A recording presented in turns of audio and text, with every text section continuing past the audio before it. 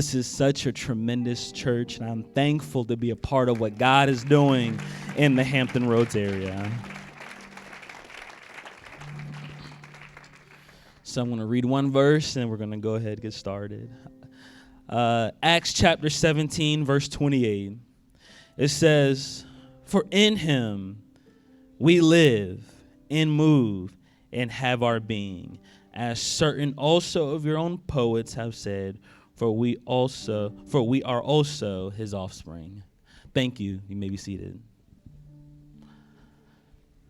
You know, I was thinking about, as I was preparing for this 5 spot, a question that is often asked me, and something that I think about myself quite a bit, is, Devin, why are you so passionate about Jesus? All you have to do is take a moment to look and see. Every Sunday I leave every service drenched in sweat because I made up in my mind that I won't give Jesus lackluster halfway praise. He's going to get everything in my being. And so I've thought about it. I'm like, okay, well, what is compelling me to do all that I'm doing for Jesus? And it's this verse right here. When I experience salvation, when I was baptized in his name and filled with his wonderful spirit, he made this verse a reality for me. In him we move. In him we have our purpose. We're called to humble servanthood to all men everywhere that we go. We carry the banner of love to everyone that we meet. I've been endowed with purpose from on high. Every day, I don't have to wake up fearing and wondering, what am I going to do? What's the purpose behind what I'm doing? It's more than just getting up and going to work and getting a paycheck. I know that God has given me a purpose to impact the lives of people.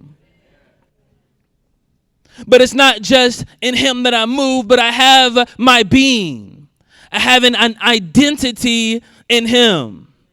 He took a broken kid from the hood with no future, with no identity, with no name from a father. He took this kid and he said, you know what? You're more than a product of your neighborhood. You're a child of God. Your father is a king. You are the child of a king. And we don't understand. When we have that identity, it challenges us at every fiber of our existence. Because when a thought rises up, or a motivation, or an idea comes to our mind in a way to act and orient ourselves in this world, when we have the reality of our identity, we can't just simply do those things anymore. Like, for example, if I were want to rage out and have a temper or have a tantrum and be really cross or short with someone, I have to remember that's not how a king's kid acts. When that person cuts you off in traffic and you want to show them some sign language, if you will, you have to remember that's not how a king's kid acts. We were studying Abraham last night, and he went in and he used deceit to protect his own self. We have to remember we are children of the king. That's not how we act. And so we need to allow our identity to begin to shape our very thoughts and actions. But I think the most tremendous of them all is in him I live. In him, I have found hope to endure the deepest darkness. Something that I like to talk about quite a bit is that the human experience is full of suffering. If you would ask the stories of every saint in here, you'd be surprised by the number of hardships that anybody is going through at any particular time. Life is hard. And being in Jesus does not make us exempt. Life is hard. But I have so much hope.